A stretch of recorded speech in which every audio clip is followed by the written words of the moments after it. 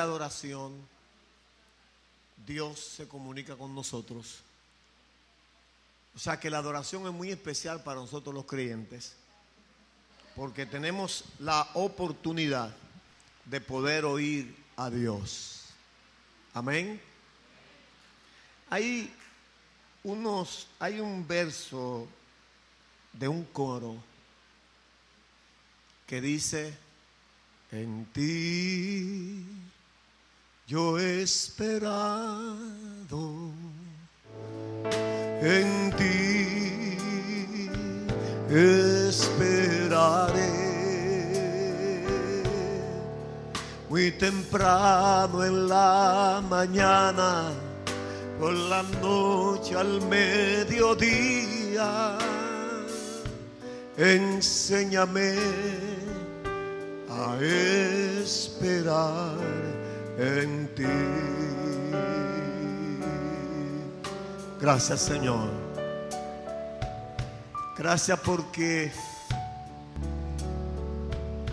podemos esperar en ti. Nunca nos ha defraudado.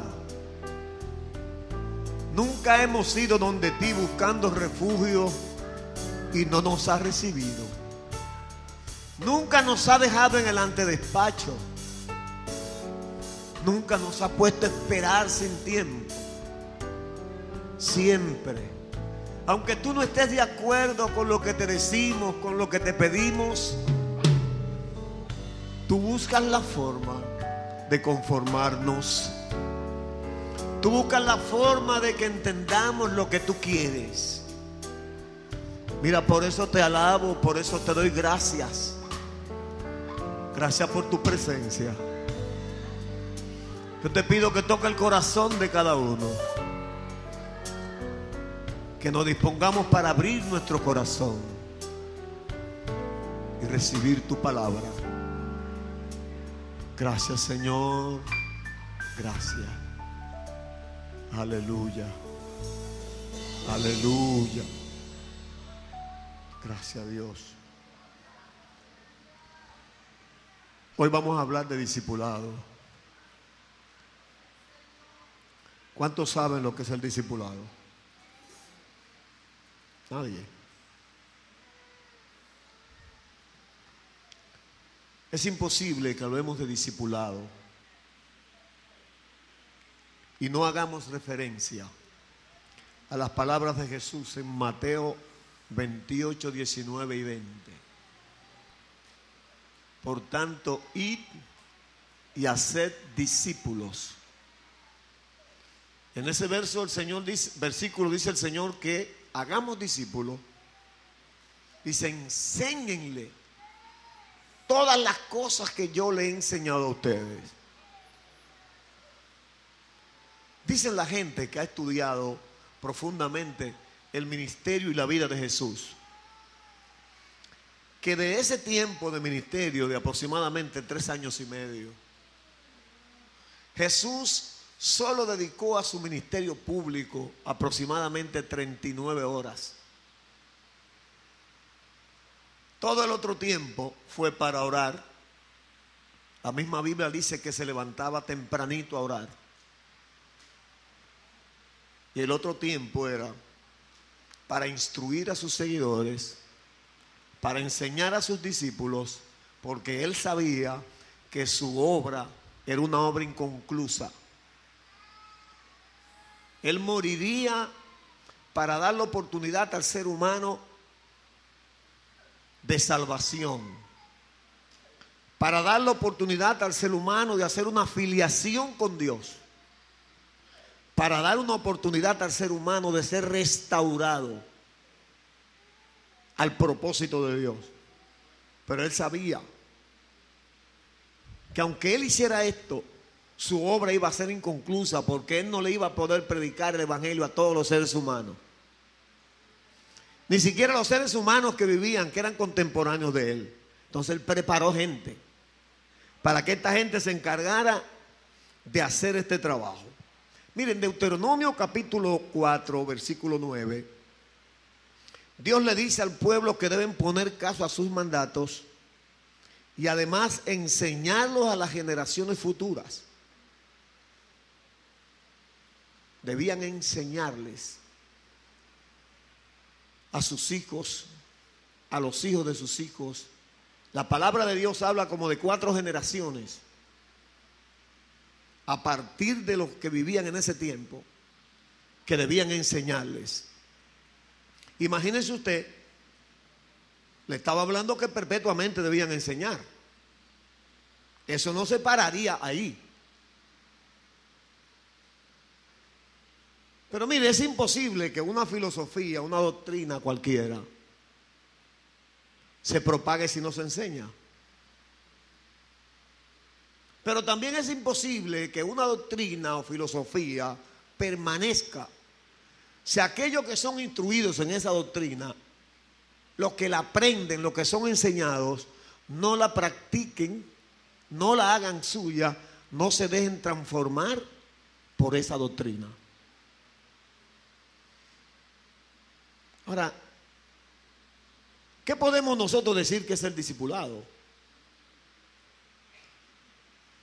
Es el proceso a través del cual el cristiano se parece cada vez más a Cristo. ¿Ustedes se atreven a decirlo conmigo? 1, 2, 3. Es el proceso a través del cual el cristiano se parece cada vez más a Cristo. Es un proceso continuo de crecimiento. El pastor luterano Dietrich Bonhoeffer, un teólogo alemán, que nació en 1906 y murió en 1945, dijo: cristianismo sin discipulado es cristianismo sin Cristo. Cristianismo sin discipulado es cristianismo sin Cristo. Entonces, ¿y discipular? ¿Qué es discipular? Entonces, discipular es lo que hacemos cuando obedecemos el mandato de Jesús de enseñar su palabra. Entonces, ¿qué es un discípulo? Dice que es el que está dispuesto a recibir las enseñanzas de Jesús, dejarse transformar por ellas y estar dispuesto a discipular a otros. Recibe la enseñanza, se deja transformar por ellas y está dispuesto a enseñarle a otro. ¿Usted no se ha preguntado alguna vez por qué, por ejemplo, la gente que profesan filosofías contrarias a Dios, todo lo que hacen es hablar de eso? Las filosofías anti Dios preparan a su gente para que ese concepto, esas ideas, se la digan a todo el mundo y se la repitan y la enseñen. Esa es la forma de discipular. Esa es una forma de ganar adeptos. Ellos lo hacen. Y a partir de esto, ¿cuántos discípulos tenemos aquí? Aquí sentados, ¿cuántos discípulos tenemos? Que la cámara no los recoja.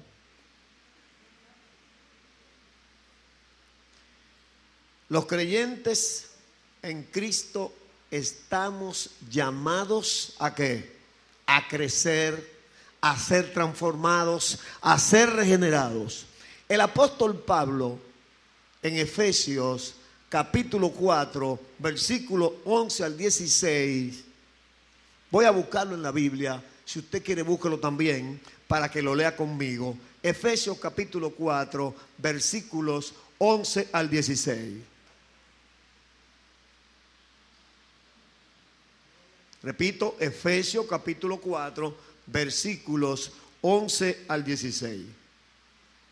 Dice: y él mismo constituyó a unos apóstoles, a otros profetas, a otros evangelistas, a otros pastores y maestros, a fin de perfeccionar a los santos para la obra del ministerio, para la edificación del cuerpo de Cristo, hasta que todos lleguemos a la unidad de la fe y el conocimiento del Hijo de Dios, a un varón perfecto, a la medida de la estatura de la plenitud de Cristo, para que ya no seamos niños fluctuantes, llevados por doquier de todo viento de doctrina, por estratagema de hombres que para engañar emplean con astucia las artimañas del error, sino que siguiendo la verdad en amor, crezcamos en todo en aquel que es la cabeza, esto es Cristo. El apóstol está hablando de discipulado y de discipuladores. Nosotros nos preparamos para discipular. Somos instruidos por la palabra de Dios, por gente instruida para este fin. ¿Con cuál finalidad? Con la finalidad de llegar a la unidad de la fe y el conocimiento de Cristo. Llegar a la estatura de un varón perfecto, teniendo como medida, como meta la estatura de Cristo. Y por ahí en otro lugar el apóstol Pablo dice, creced, teniendo como meta la estatura de Cristo. O sea, nos da un mandato de crecer, de crecer, de crecer, de crecer. Porque en el camino de la fe, el que no crece, no se queda del mismo tamaño, se pone más pequeño. Por eso es que tenemos una orden de crecer. Pero también, ¿para qué crecemos? ¿Para qué nos discipulamos? La palabra dice que para no ser engañados por las filosofías, por las doctrinas que se oponen a Dios y que desestabilizan al ser humano. Para no ser arrastrados por tantos que tienen apariencia de piedad, pero que niegan la eficacia de ella. Estos son amadores de sí mismos, dice la palabra, son apóstatas. Cuando hablábamos de apóstatas, pensábamos que era gente que hoy profesa a Dios, que hoy cree en Dios, que hoy sirve a Dios y mañana dice yo no creo, Dios no existe. Eso es un apóstata. Pero también hay personas que son apóstatas y dicen que creen en Dios. Esos son los que engañan, esos son los que arrastran. Porque el que no cree en Dios no me engaña a mí. Ahora, el que cree en Dios, el que dice que cree en Dios y tuerce un principio bíblico, me engaña fácilmente. Entonces, el discipulado es sumamente importante.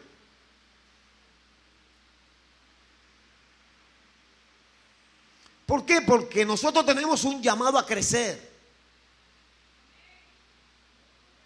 Y el alimento y el poder y la motivación para crecer está en el discipulado.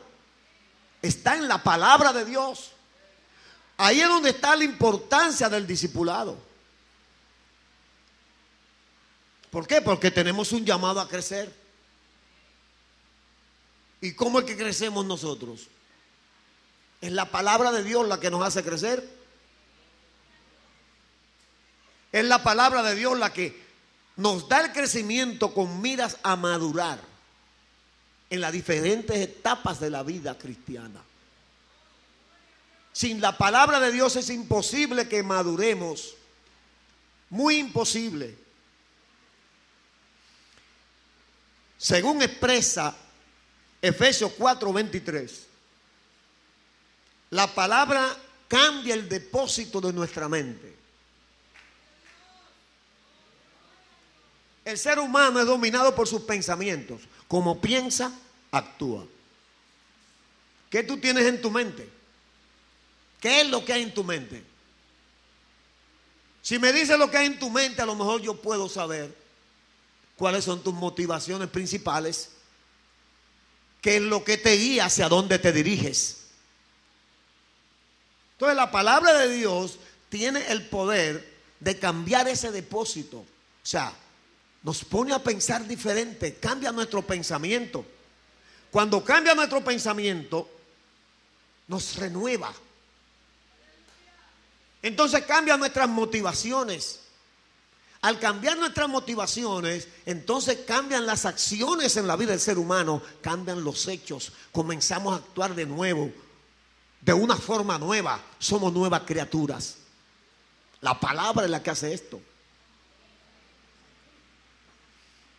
Y por eso es que es tan importante. Esa palabra implantada en el corazón, en el espíritu del hombre, por el Espíritu Santo. Déjeme decirle que esa palabra que se coloca en la mente, el Espíritu Santo la toma y la coloca en el espíritu del ser humano, en el espíritu del hombre o la mujer, y entonces lo cambia. Porque el cambio del ser humano debe efectuarse de adentro hacia afuera. Lo último que debe cambiar en un ser humano regenerado es el exterior. Nosotros a veces queremos cambiarlo afuera. Y esto que digo, lo digo en el Instituto Bíblico enseñando. No aquí, pero lo voy a decir. Yo digo siempre, hablando de esto, que muchas congregaciones tienen una lata de pintura blanca en la puerta y una brocha. Cuando una gente llega le dan una mano de pintura y lo ven blanco. ¿Por qué? Porque el color blanco es agradable. Pero la Escritura lo que nos enseña es que la palabra de Dios es cual espada de dos filos y que penetra y viene de adentro para afuera cambiando al ser humano, y entonces ese cambio se revela afuera. Forma de hablar, forma de actuar, forma de negociar, forma de administrar, forma de hacer política.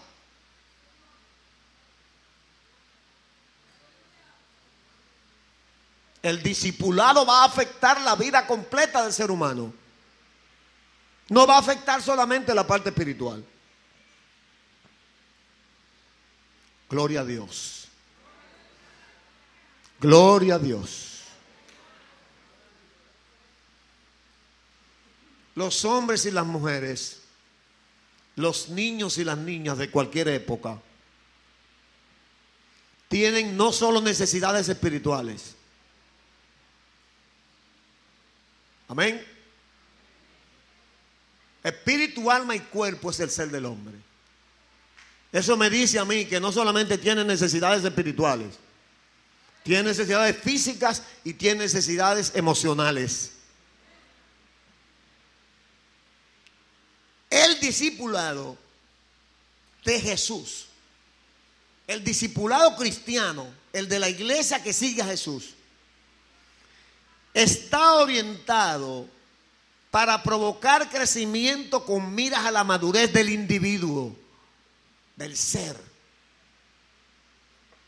Tendrá que estar diseñado considerando los nuevos tiempos, nuevas corrientes ideológicas, económicas, sociales, políticas, científicas, y por ahí sigue todo lo que haya nuevo en el ambiente.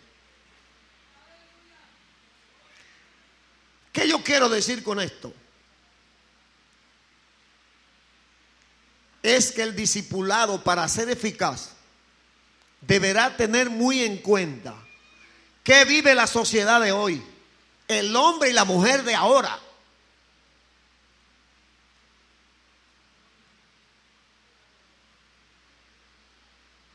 El hombre y la mujer de ahora. En ese sentido, el discipulado debe proveer para todas las áreas.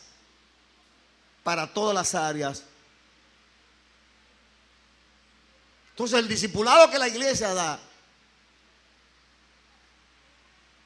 debe tener varias partes. Lo primero es que nosotros debemos enseñar a Jesucristo,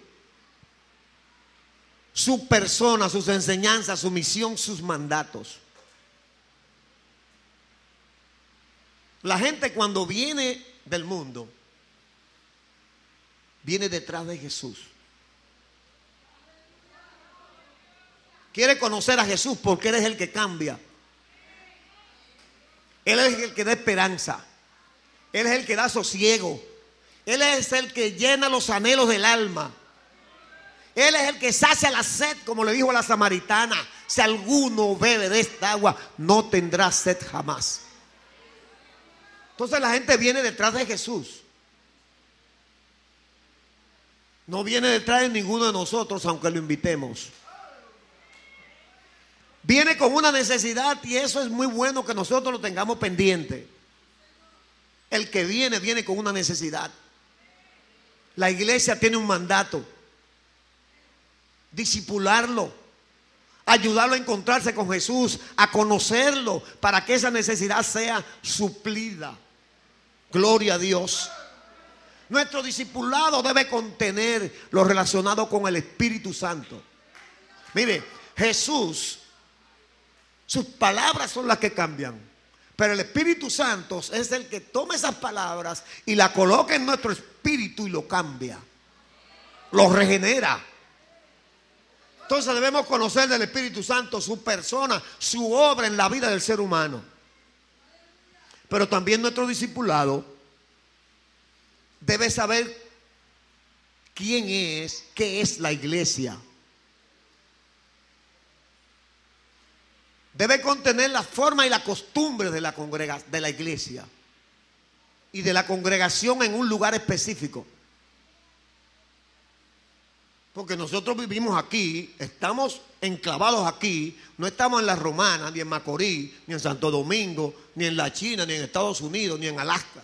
Estamos aquí en Higüey, en un barrio que se llama 21 de enero.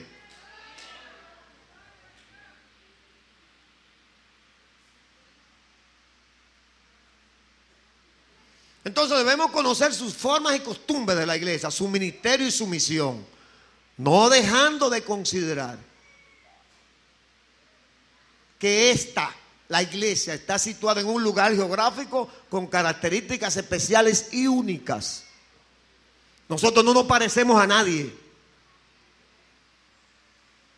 Tenemos formas propias, impuestas por el barrio donde estamos, impuestas por la ciudad donde estamos, impuestas por la nación donde vivimos e impuestas por todos los movimientos que se dan en la sociedad. Voy a repetir. Nosotros no nos parecemos a nadie.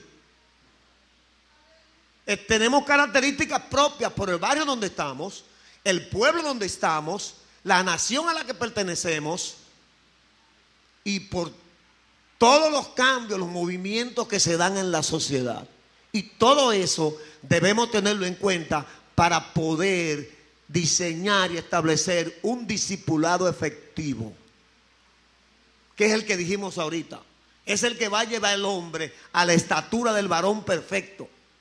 Pero un hombre que no solamente es espiritual, un hombre que es físico y un hombre que es emocional y que pertenece a una sociedad que también tiene sus movimientos. Tener pendiente que vivimos nuevos tiempos, nuevos cambios. Vivimos una época de transición, hermanos. ¿Qué es transición? Vivimos un tiempo en que nos estamos preparando para entrar a otra época, que cuando la miramos así de lejos parece incierta, porque los agentes que se mueven en esta época, ninguno están de acuerdo. Lo que le dan la textura a la sociedad, el color, ninguno están de acuerdo. Mire, en lo social el mundo está más dividido que nunca. Es un tiempo en que la comunicación, dígase la radio, la televisión, la internet y más, ayudada por la tecnología satelital, ha convertido el universo en una aldea. Lo ha convertido en un pedacito, algunos dicen en un patio, porque todo lo tenemos a nivel de un clic en la computadora. Pero nosotros sabemos todos que nunca en la vida los seres humanos han estado más disociados que ahora. más comunicados y más separados. Más fácil se comunica una gente que esté en Rusia con uno que esté aquí en Higüey que dos personas que están bajo el mismo techo.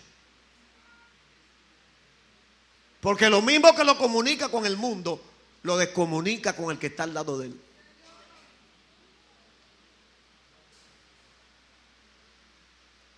Un tiempo en que nosotros todos somos un número y no muy importante.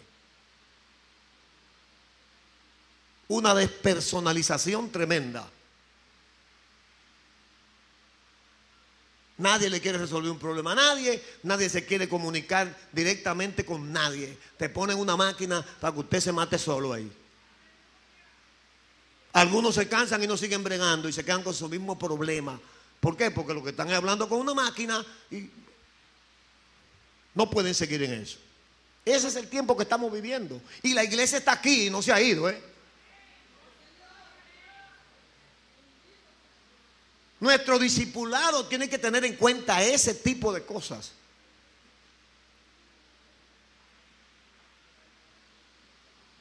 En la política, los políticos no le interesan oír el corazón del pueblo, no le interesan saber la necesidad de la gente. Por esa razón, no llenan las expectativas. Sube un político, la gente tiene muchas expectativas, a los pocos meses la gente está desilusionada. Y muchos se han desilusionado hasta de volver a usar el voto. ¿Por qué? Porque no se piensa en la gente. Ahora mismo miren lo que ha pasado en Brasil. A todo el mundo lo ha conmocionado. ¿Por qué? Porque todos nosotros hablábamos de Brasil como una economía en que la gente tenía sus problemas resueltos y que en Brasil no se llamaban ningún tipo de cosa. Pero ¿qué hay en Brasil? Un problemota. ¿Sabe por qué hay un problemote? ¿Por qué? Porque el ser humano, nosotros somos insaciables. Cuando nos dan una cosa buena, pensamos en la que es mejor que eso. Y así tiene que ser para poder progresar. Y eso ha pasado con ellos. A pesar de tener su nivel de vida más o menos, ahora mismo hay un problema grande porque ellos dicen que no, que esa carga no se la van a dejar poner. Porque cuando los pueblos despiertan no aceptan nada. A nosotros nos haría falta despertar un poquito. Un poquito. Ellos han despertado mucho. Ellos han visto que tener buen salario, que les rinde bueno, que tener buen trabajo es bueno, que tener energía permanente es bueno, que tener agua permanente es bueno, que tener calles asfaltadas, que los funcionarios no se los roben todo es bueno. Ellos han visto todo eso. Ellos han visto que no pueden vivir con leyes injustas. Que al pueblo se le descarga todo. Ellos dijeron que no. Y vamos a ver qué pasa. Entonces, realmente los políticos que son los que gobiernan el mundo no están de acuerdo ninguno, ni están de acuerdo con el pueblo. Entonces las expectativas se le caen a toda la gente. Así está el mundo. Y en la economía, ¿qué ha pasado en la economía o qué está pasando? Mire, para mucha gente la globalización es la solución de todo.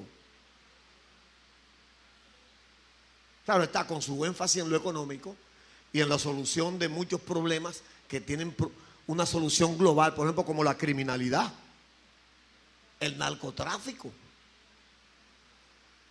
Pero ¿qué está pasando con la globalización, con su énfasis puramente o más marcado en lo económico? Mire, que hay muchos de los pensadores acerca de la globalización que externan su opinión. Hay un brasileño, Octavio Lange, un sociólogo, dice que uno de los más importantes teóricos en cuanto a los asuntos globales, que él dice, el mundo ya no es exclusivamente un conjunto de naciones, sociedades nacionales, estados, naciones, su centro ya no es el individuo. Si su centro no es el individuo, si lo más importante no es el ser humano como tal, las propuestas de solución de los problemas a lo mejor no lleguen a nosotros. Resuelvan los problemas en las grandes compañías, en las grandes asociaciones, en los grandes capitales, pero nosotros que estamos abajo, que no significamos nada, a lo mejor a nosotros no se nos resuelva ningún problema. Hay otro sociólogo, Pablo Raúl Fernández Llerena. Este es un sociólogo y politólogo. Tiene un máster en comunicación, un doctorado en sociología, docente de la Universidad Nacional de San Agustín. Él dice, solo una nueva organización mundial, una unión de poderes, podrá erradicar los múltiples problemas del ser humano. Pero dice que la globalización resuelve muchos problemas económicos, pero se pierde la equidad. ¿Qué es lo que es eso? No hay igualdad. No hay igualdad. Eso es lo que está diciendo. Él mismo dice que se pierde la equidad. Aumenta la pobreza. Él dice que se han aumentado los niveles de marginalidad. Las brechas entre los muy poderosos económicamente y los pobres cada vez se hace más grande. Y está desapareciendo, dice, la clase media. O sea, el mundo está así, hermanos. El mundo está así. La iglesia, para tener un discipulado efectivo, tiene que tener en cuenta todo esto. Porque esto afecta a la iglesia. Nosotros no estamos fuera, no estamos exentos de esos problemas que se causan en la sociedad por el desacuerdo entre la gente que dirige, la gente que piensa, la gente que tiene el poder político o económico. Nosotros somos también de los que cargamos. Entonces nosotros, nuestros discipulados, no podemos estar dormidos, tenemos que despertar. Gloria a Dios para siempre. Pero hay otro aspecto que hay que tenerlo en cuenta para el discipulado y que ya he hablado un poco de él. Mire, Dios se identificó con el ser humano.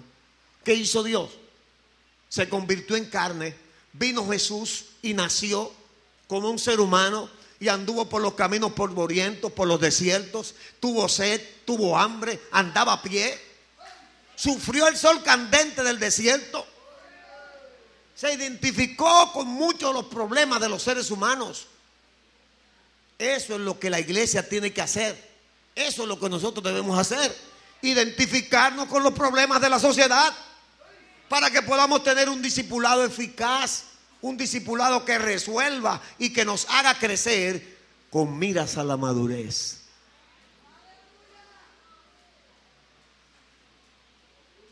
Gloria a Dios para siempre. Dios es Dios. Y creó este universo y lo entregó a los hombres. Los hombres los gobiernan. Y mientras los hombres los gobiernan, nosotros vamos a tener que tratar de entender las cosas que pasan en la sociedad. Si queremos nosotros impactarla, si queremos influir en la sociedad con el Evangelio de Jesús, no podemos ignorarlo. Los problemas no los podemos ignorar. Las corrientes que se dan en el mundo, económicas, políticas, sociales, ideológicas, y la ideología es afectada por estas corrientes. O sea que la religión, la espiritualidad puede ser afectada por esas corrientes. Aleluya. Mire, el nuevo orden mundial es inseparable del nacimiento de un nuevo orden en el campo ideológico. No podemos separar eso de lo ideológico. No puedo separar eso de mi relación con Dios, de la espiritualidad. En el campo ideológico, en el campo cultural, en el campo económico, en el social, en donde la globalización, la economía de mercado, la modernidad y la tecnología con sus principales componentes, produciéndose alrededor de los mismos una serie de fenómenos sociológicos y económicos como la opulencia, la marginalidad, la deshumanización tecnológica y el deterioro y disfunción de la familia. No creamos nosotros que todo lo que se da en el mundo nos va a dejar a nosotros sin un rasguño. Afecta a la iglesia. Afecta a la iglesia.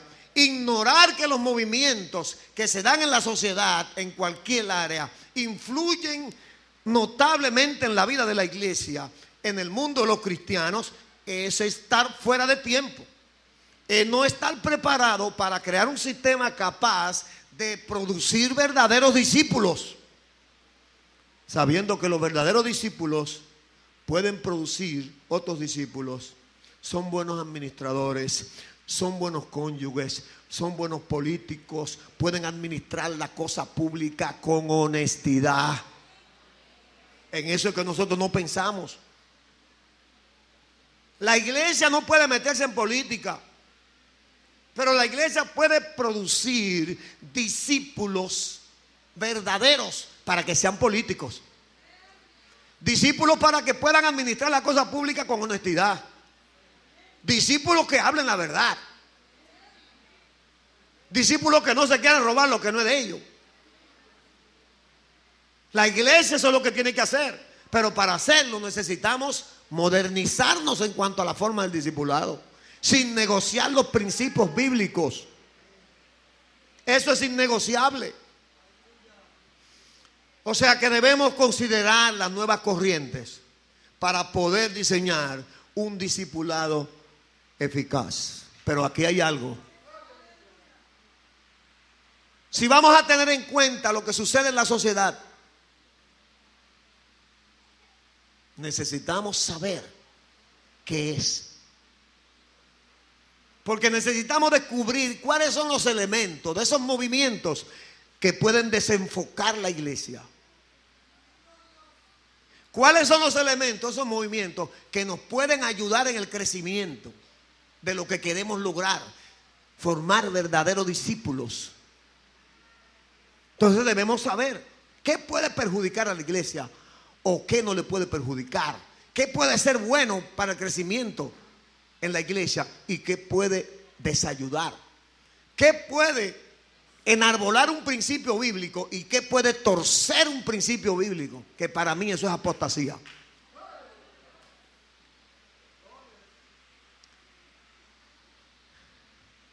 Hay elementos que pueden desayudarnos, que pueden desenfocarnos.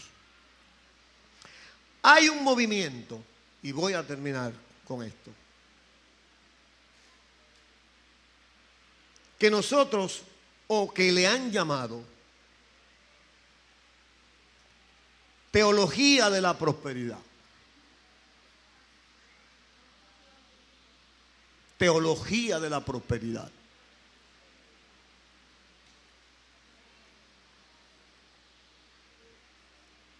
Acabo de decir que el nuevo orden mundial no pasa de largo por la iglesia. Afecta a la iglesia. La globalización resuelve problemas económicos en el mundo, pero crea niveles de opulencia y de marginalidad. Muy pobres o muy ricos. Miren, la teología de la prosperidad, que para mí es la reproducción de parte de la globalización en la iglesia, es donde encuentra ese énfasis marcado en lo económico, en la iglesia, una base, un lugar por donde romper, o mejor dicho, podemos decir que la teología de la prosperidad es un esfuerzo por establecer un discipulado teniendo un énfasis muy marcado en lo económico.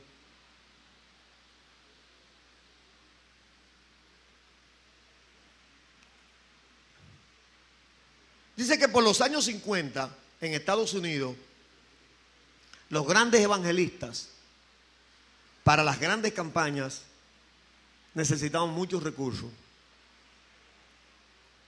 Al necesitar muchos recursos, se hizo necesario llevar a la mente de la gente el asunto de la confesión positiva.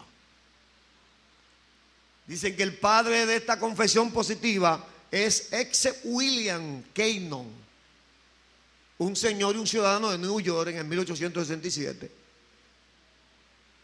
Pero que después Kenneth Hagin y Kenneth Copeland hicieron suya esta teoría, estos conceptos de la confesión positiva, y ellos fueron los que hicieron correr por el mundo esa teoría o esa forma de la confesión positiva. Lo que tengo lo confieso y ya. Eso era. ¿Quieres algo? Tú lo confiesas. Y por ahí vino un manejo de la mente en la gente y le sacaban el dinero a la gente. Le sacaban el dinero a la gente. Pedro Miguel tenía un amigo que me decía: papi, cuando él va a predicar yo voy con los bolsillos vacíos porque me saca todo lo que tengo en los bolsillos. Y realmente era así. Entonces ellos fueron que lo propagaron por el mundo. Dice que le dieron la forma y estructura al movimiento de la prosperidad, pero que se aplicaba principalmente en países desarrollados o en países en vía de desarrollo. Países desarrollados o países en vía de desarrollo. O sea, no se aplicaba para países muy atrasados. La teología de la prosperidad, pero eso está claro. Si lo que se quiere es colectar dinero donde no hay, ¿qué vamos a buscar?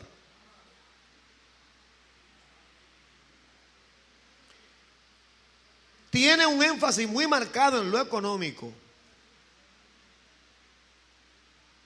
La pobreza y la enfermedad en la teología de la prosperidad son tenidas como maldición. Entonces ya un hermanito no solo es pobre, sino ahora es un tipo maldito, bajo de nivel.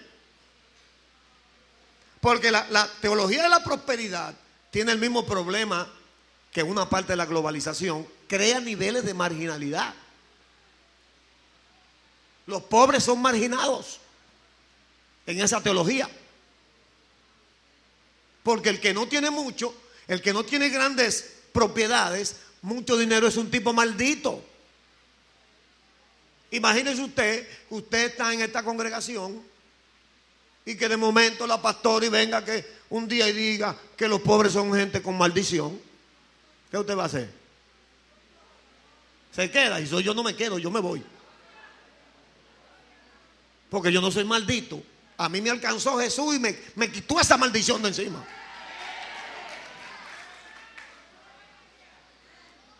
Entonces, ¿dónde que yo? Entonces, la teología de la prosperidad es una interpretación desviada de lo que es el principio bíblico. En Deuteronomio la Biblia dice que Dios va a bendecir la obra de mis manos. Dios no me ha dicho que yo voy a tener tanto, sino me dijo: yo voy a bendecir la obra de tus manos. Y en Deuteronomio capítulo 28,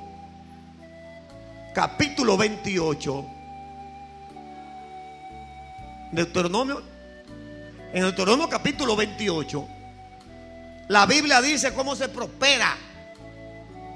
Dice que la prosperidad tiene como base la obediencia a los principios bíblicos. Y Jesús dijo: buscad primeramente el reino de Dios y su justicia, y las demás cosas vendrán por añadidura.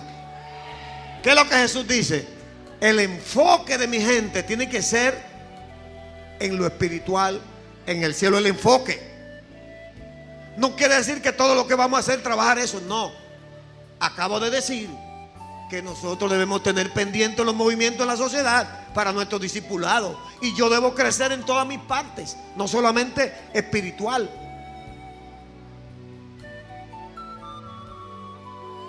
pero es un desenfoque.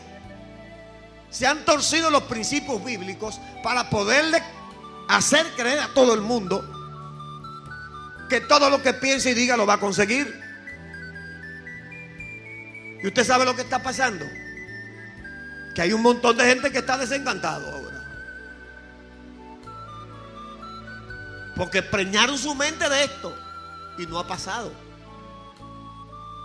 Entonces, yo decía en estos días que hay mucha apostasía,